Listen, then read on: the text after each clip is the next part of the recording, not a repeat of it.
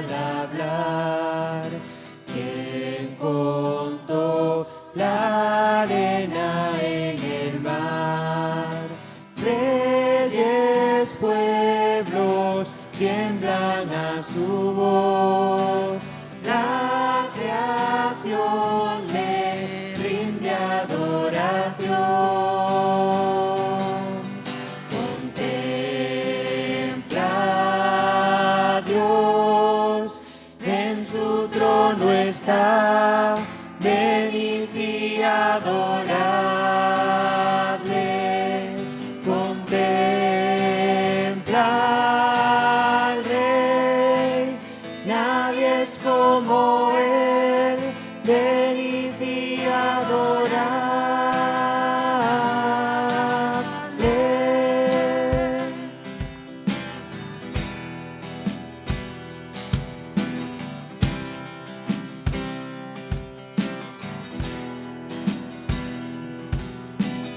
¿Quién le dio consejo al Señor?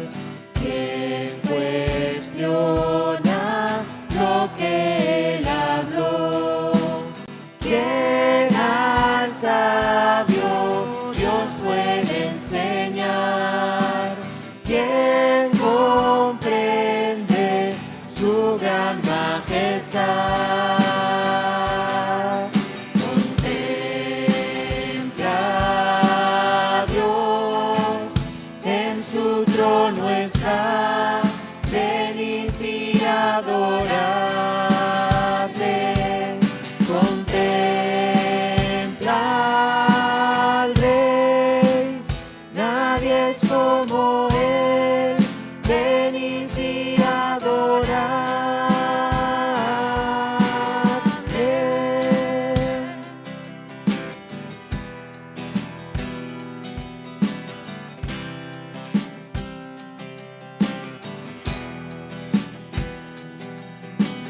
¿Quién sufrió los clavos en dolor?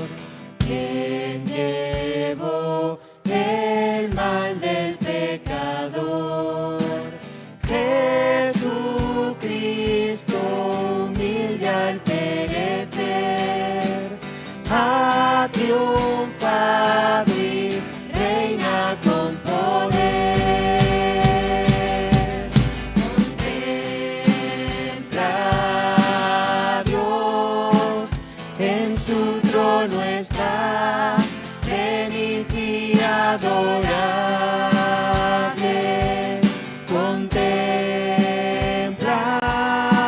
al Rey, nadie es como él, venid y adoradle.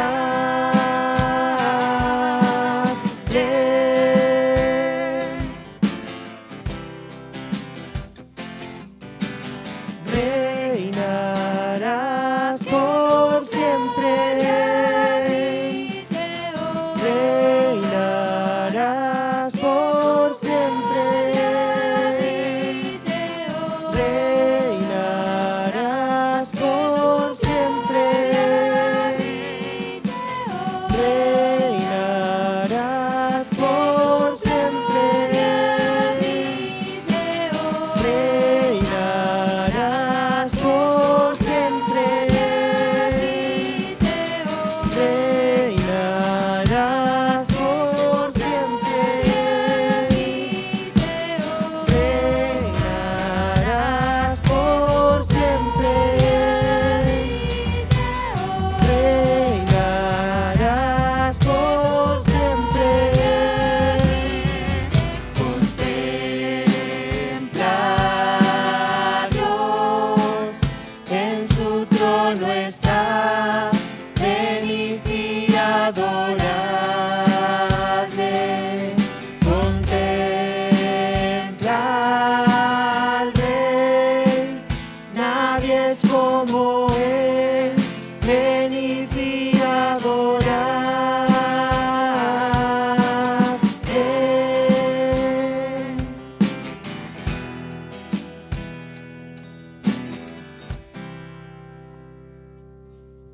Buenas tardes. Hay unas cuantas cosas que cambiar antes de poder empezar a hablar. Buenas tardes a todos, bienvenidos. Vamos a orar antes de leer la palabra, ¿vale?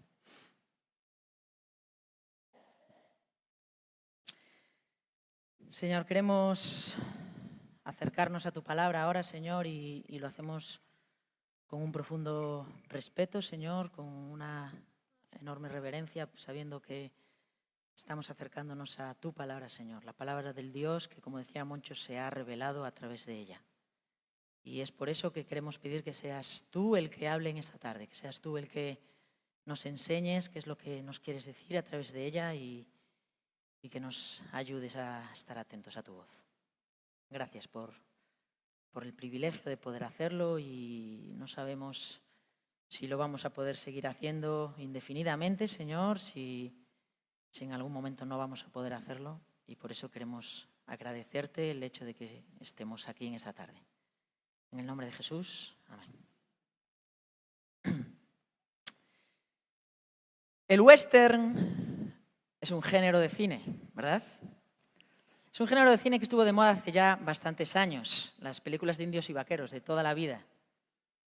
Títulos muy conocidos que pertenecen a este género, como El bueno, el feo y el malo, El río rojo o La diligencia, son algunos de los títulos que hicieron famoso este género de cine. Actores que se han consagrado a través de este estilo de cine, actores como Clint Eastwood, como John Wayne y otros. Y en España hemos sido testigos del rodaje de muchas de estas películas que han pasado a la historia. Y todavía hoy en el desierto de Almería pueden verse los escenarios donde se rodaron algunas de ellas. En estas películas de indios y vaqueros había escenas que no podían faltar.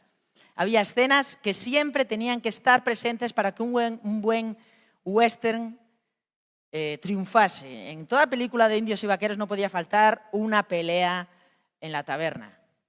¿Sí o no? Los que mirasteis alguna vez una película de indios y vaqueros sabéis a lo que me refiero, ¿verdad? No podía faltar una buena pelea en la taberna del pueblo. No podía faltar una buena lucha entre indios y vaqueros, donde los indios eran los malos, o así nos lo querían hacer ver. Los indios eran los malos y los vaqueros eran los buenos, ¿verdad? Ahora, si había una escena que no podía faltar en una película de indios y vaqueros, si había una escena que siempre tenía que estar presente, era la escena del duelo entre el bueno y el malo. Y si alguna vez has visto un western, como digo, sabes bien a qué escena me refiero. Esa escena en la que los dos protagonistas se ponen uno enfrente del otro a cierta distancia, con las manos a ambos lados del cuerpo preparados para desenfundar su arma. ¿Quién sería el más rápido? ¿Verdad? ¿Quién vencería aquel duelo? Era un duelo a muerte. Siempre acababa con un ganador y un perdedor. Uno de los dos siempre ganaba el duelo y al otro le costaba la vida. Era una escena tensa. El silencio solamente era roto por el viento. El pueblo estaba a ambos lados del duelo viendo a ver qué iba a ocurrir. Las bolas de paja iban andando movidas por el viento, ¿verdad? Sabéis bien a lo que me refiero. Estoy tentado a cantar alguna canción que tenemos todos en la cabeza, pero no lo voy a hacer. No lo voy a hacer. La tensión se cortaba en el ambiente. Era una escena realmente tensa. Hoy vamos a hablar de un duelo. Un momento que quizá pueda recordarnos, salvando las distancias, por supuesto, a un escenario como este. Un momento en el que se cortaba la tensión en el ambiente. Y lo vamos a ver en el primer libro de Reyes, capítulo 18. Primer libro de Reyes, capítulo 18, versículos 20 al 46. Vamos a ver 3 características de Dios en este texto. 3 características de Dios que debemos recordar en tiempos de crisis. 3 características de Dios que debemos recordar en tiempos de crisis. Porque tal y como estamos viendo estas semanas, Israel estaba en un momento de crisis nacional muy importante. Nos encontramos a un Elías en busca y captura que se pone ante el rey. En el capítulo 17 se nos cuenta cómo él había predicho que no habría lluvia ni rocío, sino por la palabra de su boca. De manera que Elías era visto como el culpable. Él era el culpable, pensaba la gente, de una enorme sequía que había azotado la nación por varios años. Ahora, sabemos que no era el poder de Elías el que había hecho aquello, ¿verdad? Elías no tenía el poder para mandar a la lluvia ni al rocío. Él no era quien para controlar los agentes atmosféricos. Dios era el que estaba detrás de toda aquella situación. El profeta no tenía el poder para hacerlo. Sin embargo, él había sido el que lo había dicho. Él había sido el que, por la palabra de mi boca, había dicho él, no volverá la lluvia ni el rocío. Imagínate lo que la falta de lluvia significaría para Israel, una sociedad completamente agrícola y ganadera, en la que no había llovido por años, ni siquiera había caído el rocío de la mañana. ¿Te puedes imaginar lo que esto significaba para ellos? Y Elías era visto como el culpable, porque, como decimos, por su boca había ocurrido aquello. Pero no solo esto, sino que también por su boca todo aquello podría arreglarse. Eso es lo que nos dice el primer libro de Reyes 17:1. Él tenía la solución, o eso pensaban ellos, para arreglar aquella situación y hacer que la lluvia volviera de la misma manera que él había mandado, que él lo había dicho y había dejado de llover. Él podría decirlo y la lluvia volvería. Por supuesto, como decimos, Elías no actuaba según las órdenes de Dios. Pero a ojos de todo el mundo, Elías era el culpable. Y por eso se había convertido en una de las personas más odiadas de la nación. Y tiene que escapar. Pasa el tiempo, pasan los años y Elías se presenta ante el rey. Era un momento decisivo. Aquel que había condenado a la nación a muerte volvía a presentarse ahora. Aquel que estaba en busca y captura se presenta ante el rey de Israel. Y la semana pasada hemos estado viendo este texto y Rubén, hace un par de semanas ya, ¿verdad? La semana pasada tuvimos bautismos. Pero hace un par de semanas estuvimos viendo este texto y Rubén nos explicó cómo Elías se presenta ante el rey y le cita con todo el pueblo, junto con todo el pueblo y los profetas de Baal y Asera en el Monte Carmelo. Una cita importante. Un momento tenso. Aquel que era odiado por la nación, aquel que según Acab era el perturbador de Israel, así le llamó, el perturbador de Israel, se cita con 850 profetas paganos, 450 de Baal y 400 de Asera, junto con el rey y junto con toda la nación. Era un momento decisivo para la nación, un momento que podría cambiar el curso de los acontecimientos, y aquí es donde nos encontramos en este momento. Aquí es donde estamos. Una cita inesperada, pero decisiva. Un momento tenso, pero quizá esperanzador. La tensión se cortaba en el ambiente, igual que en el duelo. Vamos a leer el texto, el primer libro de Reyes, capítulo 18, versículo 20. Dice así. Acab envió mensaje a todos los hijos de Israel y reunió a los profetas en el monte Carmelo. Elías se acercó a todo el pueblo y dijo, ¿hasta cuándo vacilaréis entre dos opiniones? Si el Señor es Dios, seguidle, y si Baal, seguidle a él. Pero el pueblo no le respondió ni una palabra. Entonces Elías dijo al pueblo, solo yo he quedado como profeta del Señor, pero los profetas de Baal son 450 hombres. Que nos den, pues, 2 novillos, que escojan un novillo para ellos y lo despedacen y lo coloquen sobre la leña, pero que no le pongan fuego debajo. Y yo prepararé el otro novillo y lo colocaré sobre la leña y no le pondré fuego debajo. Entonces invocad el nombre de vuestro Dios y yo invocaré el nombre del Señor, y el Dios que responda por fuego, ese es Dios. Y todo el pueblo respondió y dijo, la idea es buena. Elías dijo a los profetas de Baal, escoged un novillo para vosotros y preparadlo primero, pues sois los más, e invocad el nombre de vuestro Dios, pero no le pongáis fuego. Entonces tomaron el novillo que les dieron y lo prepararon e invocaron el nombre de Baal desde la mañana hasta el mediodía, diciendo, oh Baal, respóndenos. Pero no hubo voz ni nadie respondió. Y danzaban alrededor del altar que habían hecho. Y sucedió que ya al mediodía Elías se burlaba de ellos y decía, clamad en voz alta, pues es un Dios. Tal vez estará meditando o se habrá desviado o estará de viaje. Quizá esté dormido y habrá que despertarlo. Y gritaban a grandes voces y se sajaban según su costumbre con espadas y lanzas hasta que la sangre chorreaba sobre ellos. Y sucedió que pasado el mediodía se pusieron a gritar frenéticamente hasta la hora de ofrecer el sacrificio de la tarde, pero no hubo voz ni nadie respondió, ni nadie hizo caso. Entonces Elías dijo a todo el pueblo: acercaos a mí. Y todo el pueblo se acercó a él y reparó el altar del Señor que había sido derribado.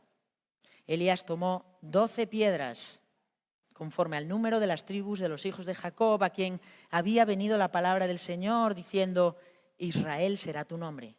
Y con las piedras edificó un altar en el nombre del Señor, e hizo una zanja alrededor del altar, suficientemente grande para contener 2 medidas de semilla. Dispuso después la leña, cortó el novillo en pedazos y lo colocó sobre la leña. Y dijo: llenad 4 cántaros de agua y derramadla sobre el holocausto y sobre la leña. Después dijo: hacedlo por segunda vez, y lo hicieron por segunda vez. Y añadió: hacedlo por tercera vez, y lo hicieron por tercera vez. El agua corría alrededor del altar y él también llenó la zanja de agua. Y sucedió que a la hora de ofrecerse el sacrificio de la tarde, el profeta Elías se acercó y dijo: oh Señor, Dios de Abraham, de Isaac y de Israel, que se sepa hoy que tú eres Dios en Israel, que yo soy tu siervo y que he hecho todas estas cosas por palabra tuya. Respóndeme, oh Señor, respóndeme, para que este pueblo sepa que tú, oh Señor, eres Dios y que has hecho volver sus corazones. Entonces cayó fuego del Señor y consumió el holocausto, la leña, las piedras, el polvo y lamió el agua de la zanja. Y cuando todo el pueblo lo vio, se postraron sobre su rostro y dijeron: el Señor, Él es Dios, el Señor, Él es Dios. Entonces Elías les dijo: prended a los profetas de Baal, que no se escape ninguno de ellos. Los prendieron y Elías los hizo bajar al torrente Cisón y allí los degolló. Y Elías dijo a Acab: sube, come y bebe, porque se oye el estruendo de mucha lluvia. Acab subió a comer y a beber, pero Elías subió a la cumbre del Carmelo y allí se agachó en tierra y puso su rostro en las rodillas y dijo a su criado: sube ahora y mira hacia el mar. Él subió, miró y dijo: no hay nada. Y Elías dijo 7 veces: vuelve a mirar. Y sucedió que a la 7ª vez él dijo: he aquí una nube tan pequeña como la mano de un hombre sube del mar. Y dijo: sube, y di a Acab: prepara tu carro y desciende para que la fuerte lluvia no te detenga. Sucedió que al poco tiempo el cielo se oscureció con nubes y viento y hubo gran lluvia. Y Acab montó en su carro y fue a Jezreel, y la mano del Señor estaba sobre Elías, el cual ciñó sus lomos y corrió delante de Acab hasta Jezreel.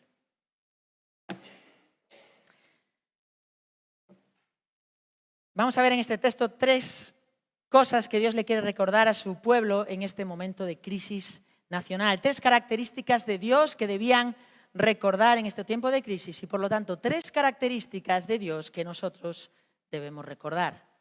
La primera de ellas la encontramos entre los versículos 20 y 24 y es que Dios exige exclusividad. Dios exige exclusividad. Vamos a leer un momentito estos versículos otra vez, 20 al 24. Acab envió mensaje a todos los hijos de Israel, reunió a todos los profetas en el monte Carmelo. Elías se acercó a todo el pueblo y dijo: ¿hasta cuándo vacilaréis entre 2 opiniones? Si el Señor es Dios, seguidle, y si Baal, seguidle a él. Pero el pueblo no le respondió ni una palabra. Entonces Elías dijo al pueblo: solo yo he quedado como profeta del Señor, pero los profetas de Baal son 450 hombres. Que nos den pues 2 novillos, que escojan un novillo para ellos y lo despedacen y lo coloquen sobre la leña, pero que no le pongan fuego debajo. Y yo prepararé el otro novillo y lo colocaré sobre la leña y no le pondré fuego. Entonces invocad el nombre de vuestro Dios y yo invocaré el nombre del Señor. Y el Dios que responda por fuego, ese es Dios. Y todo el pueblo respondió y dijo: la idea es buena. Dios exige exclusividad. Acab cumple y acude a la cita junto con todo Israel. Como Elías le había dicho, el rey reúne a los profetas junto con todo el pueblo en el Carmelo. Y lo primero que Elías hace es enfrentar al pueblo. Él les hace ver cómo ellos eran responsables de haber abandonado al Señor. Eran culpables de no honrar al Dios que tanto les había dado como nación, siguiendo a otros dioses. Literalmente el texto dice: ¿hasta cuándo cojearéis entre dos opiniones? ¿Hasta cuándo cojearéis entre dos opiniones? Y no era la primera vez que lo hacían. Vemos en la historia de Israel como una y otra vez tienen que ser confrontados por vacilar entre dos opciones: servir al Señor o bien servir a los dioses de las naciones que tenían alrededor. Y quizá la ocasión que nos viene a todos en la cabeza, ¿verdad?, es Josué 24, ¿verdad? Aquel texto tan conocido donde vemos al líder de la nación, en aquel caso Josué, que confronta al pueblo y les dice, Josué 24:15, y si no os parece bien servir al Señor, escoged hoy a quién habéis de servir, si a los dioses que sirvieron vuestros padres, que estaban al otro lado del río, o a los dioses de los amorreos, en cuya tierra habitáis, pero yo y mi casa, dice Josué, serviremos al Señor. Texto conocido que estuvo colgado en las casas de muchas personas, ¿verdad? Al igual que hizo Josué, Elías confronta al pueblo en esta ocasión. Y los confronta con la realidad de que no podían vivir entre dos tierras. Israel no podía seguir pretendiendo estar cerca de Dios y a la vez adorar a los dioses de las naciones que le rodeaban. Porque esto era igualar a Jehová con el resto de las divinidades. Esto era igualar a Jehová con el resto de las divinidades. Y Éxodo 34:12 era muy claro. Dios le está dando indicaciones en este texto de Éxodo a Israel de cómo debían actuar cuando entraran en la tierra prometida. Y en este texto les dice lo siguiente, Éxodo 34:12. Cuídate, ten cuidado de no hacer pacto con los habitantes de la tierra donde vas, no sea que esto se convierta en tropezadero en medio de ti, sino que derribaréis sus altares, quebraréis sus pilares sagrados y cortaréis sus aseras, pues no adorarás a ningún otro Dios, ya que el Señor, cuyo nombre es celoso, es Dios celoso. Es que había una pregunta que flotaba en el ambiente en aquella tarde. ¿Quién es el verdadero Dios? Esto era lo que realmente estaba en juego en aquel día.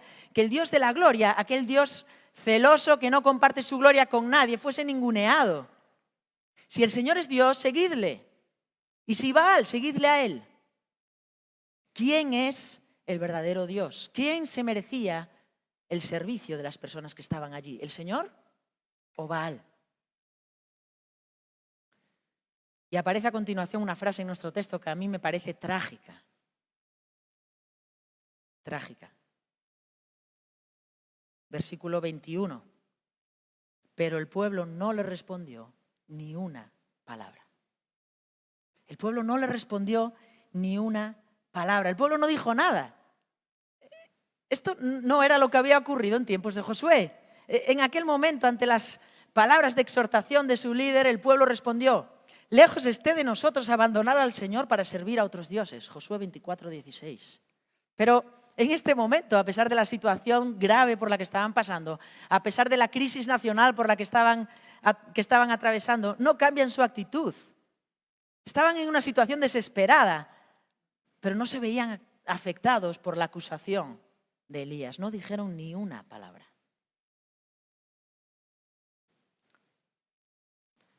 Es por esto que el profeta se pone como representante de Dios frente a 450 profetas de Baal y propone un duelo, un reto. Claramente, si nos fijamos en los números, si aquel fuera un duelo humano, Elías tenía las de perder, 450-1. De hecho, él pretende remarcar esta diferencia en el versículo 22, ¿verdad? Solo yo he quedado, dice Elías, como profeta del Señor frente a los profetas de Baal, que son 450 hombres. Él pretende remarcar esta diferencia numérica. Además, parece ser que el Monte Carmelo era el monte más cercano al lugar de adoración de Baal, lo cual podía ser visto como una ventaja para estos profetas. Pero el duelo en cuestión no era entre humanos. No era ni siquiera entre profetas, no era entre los profetas de Baal y los profetas del Señor. El duelo del que estamos hablando era un duelo entre dioses. Este consistía en poner dos altares, uno para Jehová y otro para Baal. Preparar estos altares con la leña y con los animales encima y que el Dios verdadero se reivindicara. Si Jehová era el Dios verdadero, que lo demostrara allí, ante los ojos de todos, encendiendo aquel altar. Pero si Baal era realmente el Dios verdadero, que hiciera lo mismo. Y en esta ocasión el pueblo sí que habló. y dijeron, la idea es buena. Les gustó la idea. Aquella sería una buena manera de poner las cosas en su sitio, de ver quién era realmente el Dios que merecía su alabanza. Quizá el pueblo, después de aquellos años de sequía en los que Baal no había hecho nada por arreglar la situación, quizás estaban un poco enfadados con su Dios. Y esta sería una buena manera de ver quién era realmente el más poderoso, si Dios, si Jehová o si Baal.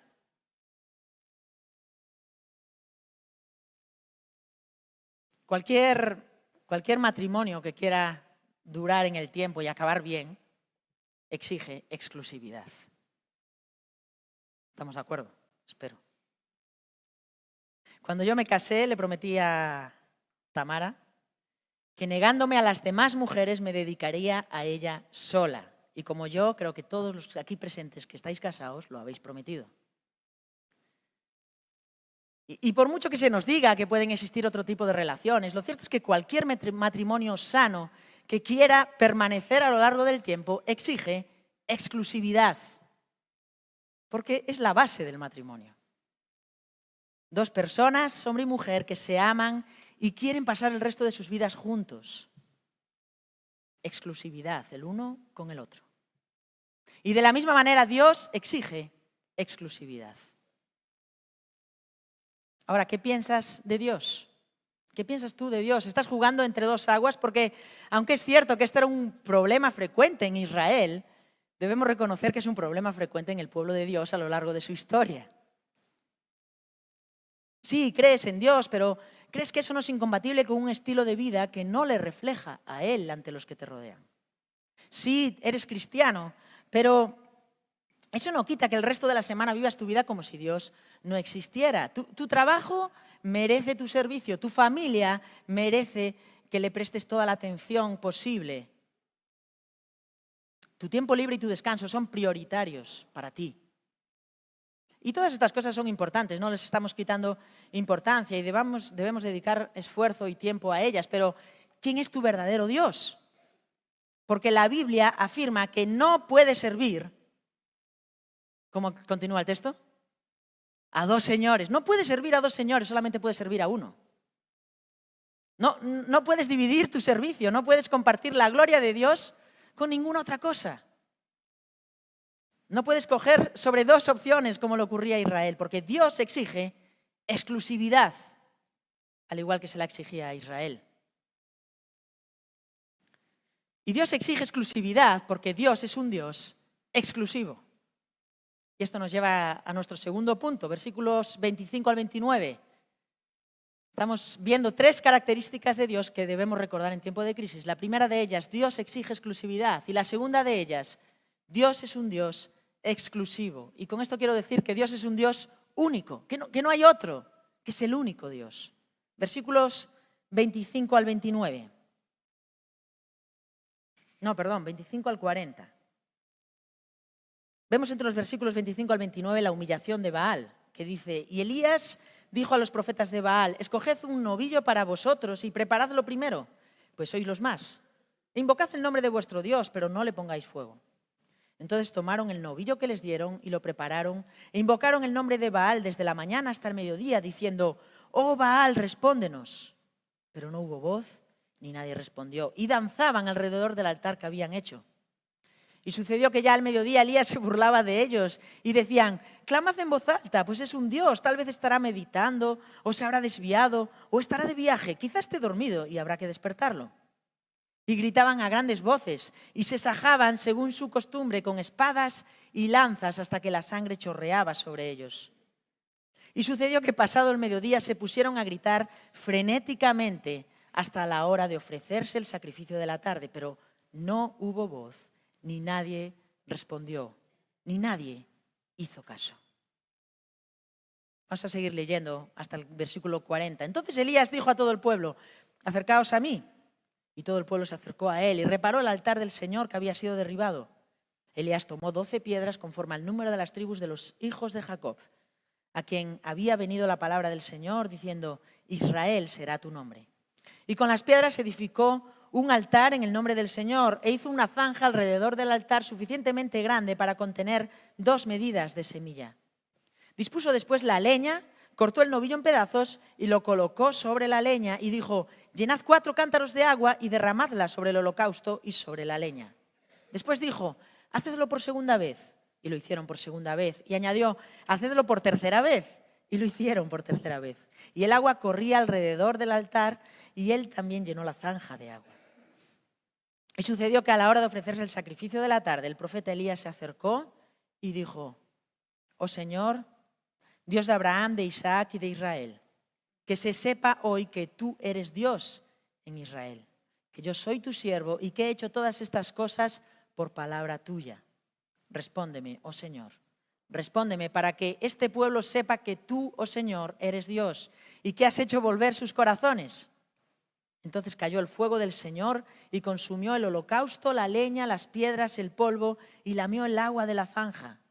Cuando todo el pueblo lo vio, se postraron sobre su rostro y dijeron: el Señor, Él es Dios, el Señor, Él es Dios. Entonces Elías les dijo: prended a los profetas de Baal, que no se escape ninguno de ellos. Los prendieron y Elías los hizo bajar al torrente Cisón y allí los degolló. Como sois los más, le dice Elías en el versículo 25 a los profetas de Baal, les da ventaja, ¿verdad? Y les dice: mira, empezad vosotros. E incluso les permite que escojan el mejor novillo. Escoged el novillo que vosotros queráis. Así lo hicieron los profetas de Baal. Prepararon todas las cosas, el altar, el animal, la leña, y comenzaron a clamar a Baal. Durante horas estuvieron clamando a su Dios para que éste se reivindicara y enviase fuego del cielo sobre aquel sacrificio, para que éste demostrara que era el Dios verdadero. Pero el texto nos dice: pero no hubo voz, ni nadie respondió. Al mediodía Elías se burla de ellos y trata de hacerles ver lo absurdo de la actitud que tenían. Bueno, quizás si gritaban más fuerte, les dice Elías. Quizás estaba ocupado, durmiendo, o quizá no había escuchado. Después de todo era un Dios, estaba realmente ocupado. Pero a pesar de todo, los profetas de Baal siguieron, porque, bueno, quizá no habían insistido bastante. Quizá su Dios exigía de ellos un servicio más evidente. Quizá le tendrían que demostrar su fidelidad de una manera más evidente. Por eso nos dice el texto que gritaban más e incluso comenzaron a cortarse según su costumbre, nos dice el texto, como lo solían hacer, hasta que literalmente la sangre chorreaba sobre ellos. Esto era lo que Baal pedía de ellos. Nos sigue diciendo el texto que después del mediodía comenzaron a gritar frenéticamente, probablemente una especie de éxtasis. Comenzaron a gritar frenéticamente hasta la tarde, durante aproximadamente unas 6 horas. 6 horas. Los profetas de Baal estuvieron sangrando, gritando, bailando y clamando a su Dios. Pero el versículo 29 termina afirmando una vez más: pero no hubo voz, ni nadie respondió. Y el texto añade: ni nadie hizo caso. Literalmente, ni hubo atención. Baal no se reivindica ante sus profetas, no se reivindica ante sus seguidores, permanece callado porque realmente no había nadie que pudiera prestar atención. Baal no era real. Salmo 115:4 dice: los ídolos de ellos son plata y oro, obra de manos de hombres. Esto era lo que estaba ocurriendo. Baal era una invención. No podía atender a sus peticiones simplemente porque no existía. Y llega el turno de Elías, versículo 30. A diferencia de los profetas de Baal, Elías no hace grandes rituales, no gritó, no hizo ruido, no montó un número llamando la atención sobre sí mismo. Lo primero que hace es pedir al pueblo que se acerque. Elías quería que el pueblo mirara lo que iba a ocurrir allí y les pide que se acerquen a él, que miren lo que él iba a hacer. Reparó el altar, ese que había sido derribado, al contrario de lo que había ocurrido con el altar de Baal. El altar de Jehová había sido abandonado, descuidado a lo largo de los años. Nadie se preocupaba por él, ni nadie ofrecía sacrificio sobre él. Elías repara ese altar. Y nos dice el texto que toma 12 piedras que representaban a las 12 tribus de Israel. 12 piedras que representaban a todas las personas que estaban allí presentes viendo lo que estaba ocurriendo. Aquellas 12 piedras apuntan al momento en el que Dios cambió el nombre de Jacob. Así nos lo dice el texto. Versículo 31. Elías tomó 12 piedras conforme al número de las tribus de los hijos de Jacob, a quien había venido la palabra del Señor diciendo: Israel será tu nombre. Y este episodio al que nos hace referencia aquí se encuentra en Génesis 32, 28. Y es importante que sepamos qué ocurre en aquel momento, porque el texto nos lleva a aquel momento. ¿Qué ocurre en aquel momento? Bueno, ocurre que Jacob está luchando con un varón toda la noche. Conocéis la historia, ¿verdad? Estuvo luchando con un varón toda la noche y llega un momento que aquel varón le disloca el muslo y Jacob se aferra a él y no le suelta y se niega a soltarlo hasta ser bendecido por él. Porque Jacob sabía de qué persona se trataba, quién era el que estaba luchando con él. Aquel varón finalmente le bendice y le cambia el nombre. Y le dice: desde ahora te llamarás Israel. ¿Qué significa? Dios lucha. Dios lucha.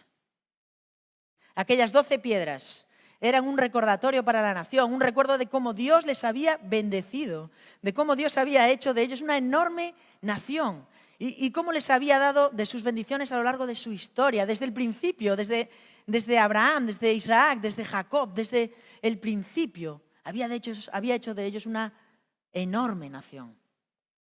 Aquellas piedras hablaban de una historia nacional repleta de cuidado y de la protección de Dios hacia ellos. Elías preparó todo, construyó el altar, cavó una zanja alrededor, colocó la leña y tras despedazar el novillo dice que lo coloca sobre la leña. Todo ante la atenta mirada del pueblo. Baal había fracasado. Baal no se había reivindicado. ¿Sería capaz Jehová de hacerlo? A continuación, Elías pide que derramen hasta 12 cántaros de agua. Y nos dice el texto que el agua corría alrededor del altar. Y el texto nos dice que además Elías llenó la zanja de alrededor de agua. De manera que todo el sacrificio estaba completamente empapado. Y en una tierra en sequía, donde el agua era algo realmente valioso, aquello podría ser visto como un desperdicio. Probablemente aquella agua provenía del torrente Cisón, que estaba en aquel monte. Pero lo cierto es que Jehová era ahora la única esperanza para la nación. Baal no había respondido, se había quedado callado, había quedado en evidencia ante el pueblo y ante los profetas. ¿Se reivindicaría el Señor? ¿Sería capaz de demostrar que Él era el Dios verdadero prendiendo fuego sobre aquel altar empapado? ¿Ayudaría Jehová a una nación desesperada? Elías se dirige al Señor en oración a la hora del sacrificio de la tarde, en torno a las 3 de la tarde, a la vista de todo el pueblo.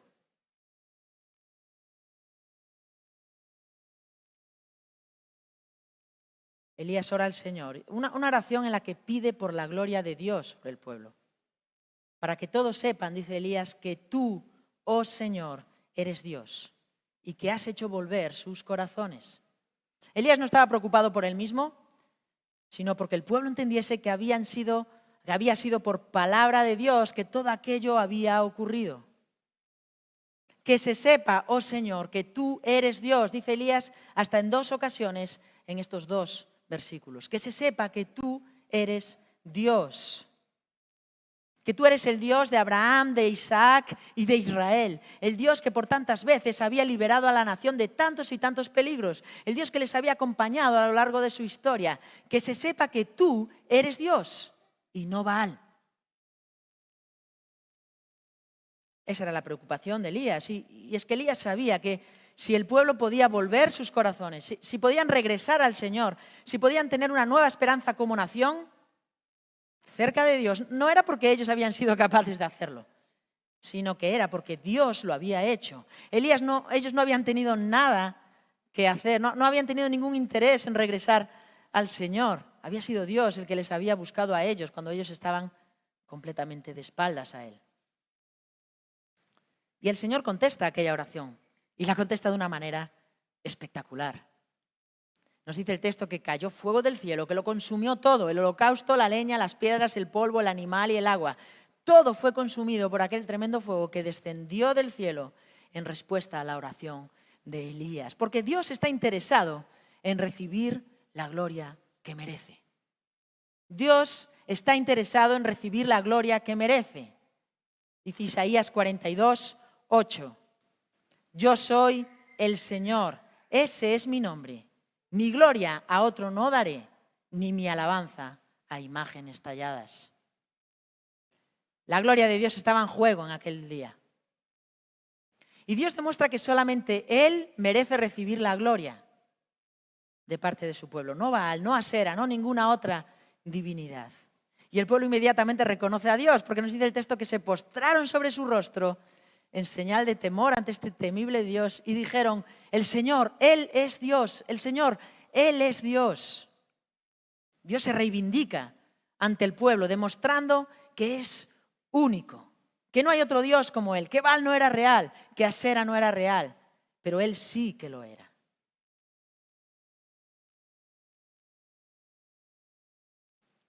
El texto continúa hablándonos de lo que Elías hizo con aquellos hombres y nos dice el versículo 40 que ordena que lleven a los profetas al torrente Cisón y allí les quitan la vida. Y nos puede parecer algo tremendo, ¿verdad? Ahora bien, esto Elías no lo hace porque odiara a aquellos profetas, no lo hace porque quisiera tomarse la revancha, no lo hace porque aquellos profetas se lo habían hecho pasar muy mal y entonces quería devolvérsela, sino que Elías lo hace porque esto es lo que la ley decía que había que hacer. Deuteronomio 13, versículo 5. A ese profeta, a ese soñador de sueños se le dará muerte, por cuanto ha aconsejado rebelión contra el Señor vuestro Dios, que te sacó de la tierra de Egipto y te redimió de casa de servidumbre. Se le dará muerte. El Señor manda una solución radical ante estos profetas, porque su gloria estaba en juego. Estos profetas estaban cometiendo la osadía de quitarle la gloria que le correspondía al único Dios para dársela a objetos de madera y de piedra. Dios es único. Y además la Biblia dice que Él es un Dios celoso, que no comparte su gloria con nadie. La gloria que a Él y solo a Él le corresponde. La prestigiosa marca de coches Ferrari. O sea, ¿cuántos de aquí les gustan los Ferrari? Estoy seguro que nadie tiene uno aquí. Pero la prestigiosa marca de coches Ferrari tiene un departamento que se llama Proyectos Especiales, que tiene como objeto la creación de Ferraris únicos. Se denominan one-offs. Estos tienen un diseño exclusivo, basado en lo que pide un solo cliente, que pueda pagarlo, por supuesto, el cual se convierte en propietario de un modelo absolutamente único en el mundo. Bueno, salvando las distancias con el ejemplo que acabo de poner, Dios es un Dios único, exclusivo. No hay otro como Él. No.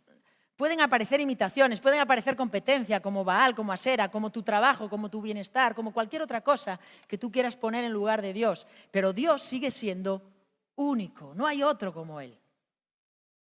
Dios nos lo ha demostrado tantas y tantas veces, ¿verdad? Dios es un Dios único, el Dios que nos ha salvado, que nos ha dado una nueva vida, cuando nadie más podía hacerlo. El Dios que ha hecho volver nuestros corazones hacia Él, cuando nosotros no le estábamos buscando. El Dios que nos ha dado vida, cuando estábamos muertos. Y este Dios único sigue haciendo esto hoy en día, sigue demostrando que es el Dios único, salvando a personas, arrancándolas de la muerte y perdonando sus pecados, gracias al sacrificio de Cristo, gracias a la obra de Cristo en la cruz. Este Dios único volvió a reivindicarse años más tarde en otro monte y también por medio de un sacrificio. En este caso, el sacrificio de su Hijo. Este Dios único se reivindica en aquella cruz como el Dios justo que no pudiendo pasar por alto el pecado, idea la manera de salvar al ser humano de una muerte espiritual de la que él no puede salir. Este Dios único se hizo un hombre y vino a este mundo para dar su vida por pecadores, por personas que no le estaban buscando, que le habían dado la espalda, como Israel lo había hecho. Este Dios único y exclusivo murió en una cruz en la persona de Cristo para hacer volver los corazones de millones de personas en todo el mundo a lo largo de toda la historia. Gracias a su muerte, Dios, a su muerte en la cruz, Jesús sigue salvando personas hoy. Y Dios puede salvarte a ti en esta tarde. A ti que estás escuchando aquí, el Dios exclusivo puede hacer volver tu corazón y darte vida hoy si realmente quieres. Si le pides perdón por tus pecados, si crees en Jesús y en su obra en la cruz. Este Dios único puede darte vida, porque Él es el único que puede hacerlo. No hay nadie más que pueda hacerlo. 3 características de Dios que debemos recordar en tiempos de crisis.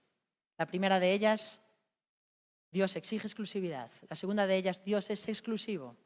Y la tercera de ellas, versículos 41 al 46, Dios es un Dios confiable.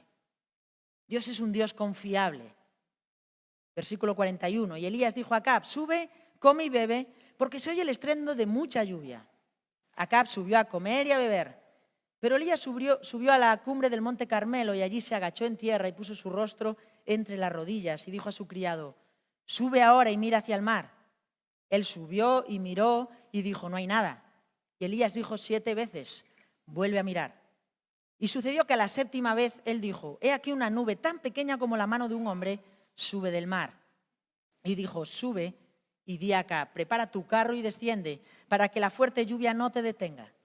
Y sucedió que al poco tiempo el cielo se oscureció con nubes y viento, y hubo gran lluvia. Y Acab montó en su carro y fue a Jezreel, y la mano del Señor estaba sobre Elías, el cual ciñó sus lomos y corrió delante de Acab hasta Jezreel. Elías manda a Acab que subiera a comer porque la lluvia iba a venir. El profeta le asegura que Dios iba a mandar la lluvia y debía hacerle caso. La situación de la nación iba a cambiar para bien aquel día porque habían reconocido que que Dios era el Señor, que Dios era realmente el que merecía su servicio. Elías sabía que la lluvia vendría porque se lo había dicho en el primer versículo del capítulo 18 del primer libro de Reyes, al principio de este capítulo, Dios le había dicho que iba a enviar la lluvia otra vez y por eso él no tiene ninguna duda. Él sabía que Dios iba a cumplir sus promesas, pero no solo lo había dicho en aquella ocasión, años atrás, en el segundo libro de Crónicas, capítulo 7, Dios le había prometido a Salomón, después de la fiesta de dedicación del templo, ¿os acordáis? Hace no mucho estuvimos hablando de Salomón. Y en la fiesta de dedicación del templo, en el capítulo 7 de segundo Crónicas, dice, el Señor se apareció a Salomón de noche y le dijo, he oído tu oración y he escogido para mí este lugar, el templo, como casa de sacrificio.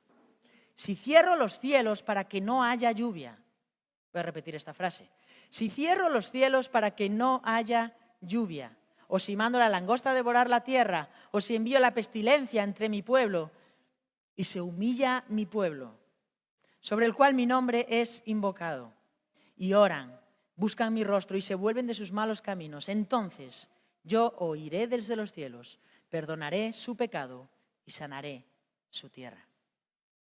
Elías está seguro de que Dios va a intervenir para bien de la nación, porque él lo había prometido en el pasado, él había dicho que lo haría y el rey le hace caso.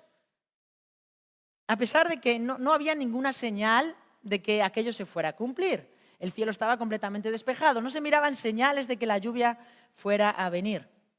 Pero bueno, Dios había demostrado en aquel día que él era el Dios verdadero. Así que el rey decide hacerle caso a Elías, a pesar de que, como veremos en los capítulos posteriores, no estaba realmente arrepentido de todo lo que había hecho, ¿verdad? Elías sube a la cumbre del monte y con el rostro entre sus rodillas, en señal de reverencia, ora al Señor. Por 6 veces, Elías ordena a su siervo que vaya a ver el mar. Y por 6 veces su siervo le dice que ninguna señal de lluvia había en el horizonte. Pero Elías insiste en su oración, porque estaba completamente seguro de que Dios iba a contestarle. Él se lo había dicho. E insiste, y a la 7ª vez algo cambia. Una nube aparece en el horizonte, una nube pequeña, tan pequeña como la palma de la mano de un hombre, subía del mar. Pero el profeta sabía que era suficiente.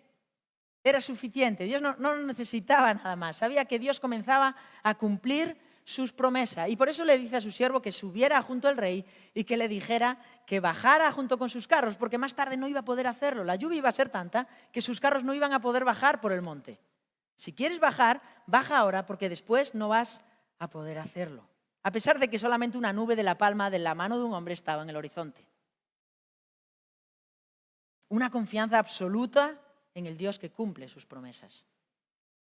Elías estaba seguro de que Dios no iba a faltar a su palabra y podía descansar en sus promesas, sabiendo que la lluvia iba a venir. El versículo 45 nos dice que al poco tiempo el cielo se oscureció y hubo gran lluvia. La lluvia volvía por fin tal y como Elías había dicho, pero no porque Elías lo hubiera dicho, sino porque la mano del Señor estaba sobre Elías. La mano del Señor estaba sobre Elías. Dios era el que lo había dicho. Dios estaba detrás de aquella situación y Dios siempre cumple lo que dice. Dios es un Dios confiable. Hoy en día en la sociedad en la que vivimos la gente está muy cansada de que todo el mundo diga una cosa y haga otra. Los políticos prometen pero no cumplen. Existen marcas comerciales que te prometen que sus productos cumplen con una serie de expectativas que cuando las pruebas descubres que no son ciertas. También se acusa a la religión de prometer muchas cosas pero no cumplir ninguna de ellas. Se acusa a Dios de no ser fiel a sus palabras y permitir cosas terribles en el mundo. Pero el que afirma estas cosas de Dios no conoce al Dios de la Biblia. No conoce al Dios de la Biblia. Porque el Dios del que la Biblia habla es un Dios confiable, un Dios del que nos podemos fiar, un Dios que siempre va a cumplir sus palabras. Ese es el Dios que presenta nuestro texto, el Dios que permanece fiel a sus palabras, aunque nosotros no lo hagamos. El Dios que exige exclusividad, el Dios exclusivo, es también el Dios confiable. El Dios que cumple sus palabras, el Dios en cuyas promesas podemos descansar. 3 características de Dios que debemos recordar en tiempos de crisis. Dios exige exclusividad, Dios es un Dios exclusivo y Dios es un Dios confiable. Bueno, lo cierto es que las crisis llegan. Y algunas veces debemos reconocer que estas crisis son culpa nuestra, tal y como estaba ocurriendo con Israel, ¿verdad? A veces personas dicen que están pasando por un bache espiritual, que su relación con Dios está en un momento bajo. Bueno, no sé cómo es tu relación con Dios en este momento, pero si estás pasando por tiempos así, recuerda, en primer lugar, que Dios exige exclusividad. Dios exige exclusividad. ¿Le estás dando a Dios la gloria que Él merece? ¿Será este el origen de tu situación? Porque esto era lo que estaba ocurriendo en Israel. Recuerda también que Dios es un Dios exclusivo, único, no hay otro Dios fuera de Él. Y si realmente eres su hijo, si realmente Él te ha salvado a través de Cristo, este Dios exclusivo y único está de tu parte. Y recuerda en tercer lugar que Dios es un Dios confiable, que va a cumplir sus palabras. Ese Dios confiable va a cumplir sus propósitos en ti, si realmente eres su hijo, si realmente Él te ha salvado. Ahora, si tú estás aquí en esta tarde y no eres un hijo de Dios, si tú no has pedido perdón por tus pecados y no lo has aceptado como tu Salvador, recuerda también que Dios es un Dios que exige exclusividad, que no comparte su gloria con nadie y que un día va a exigir la gloria que solo a Él le corresponde. Recuerda también que Dios es un Dios único y que no hay otro, que no hay nada que pueda ocupar su lugar, que solo Dios puede cambiar la situación de muerte en la que te encuentras. Solo Él puede perdonar tus pecados, solo Él puede darte vida, porque solo Él es el Dios único que vino a este mundo a morir por los pecados de una humanidad perdida.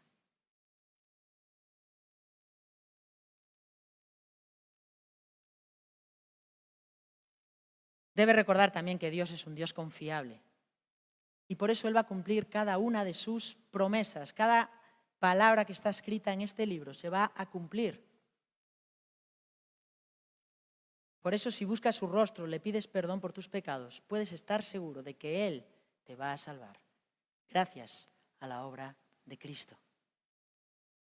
El Dios que exige exclusividad es el Dios exclusivo, es también el Dios confiable. Vamos a orar. Señor, queremos darte gracias por tu palabra, queremos darte gracias por historias como esta tan conocidas, Señor, pero que tanto bien nos hace, Señor, meditar en ellas. Gracias porque tú eres el Dios exclusivo, único, como el cual no hay otro, Señor. No existe nadie como tú. El Dios que además exiges exclusividad de parte de tu pueblo y queremos pedirte que nos ayudes a darnos cuenta de la seriedad de esto, Señor, a darnos cuenta de la seriedad de vivir vidas consecuentes con lo que decimos creer, Señor. Tú exiges exclusividad, Señor. Tú exiges la gloria que te corresponde. Pero también te damos gracias porque tú eres el Dios en el que podemos confiar, el Dios que nos da las fuerzas y que nos ayuda a vivir cada día, el Dios que cumple cada una de sus palabras, el Dios que viene con lluvia, con bendición para su pueblo.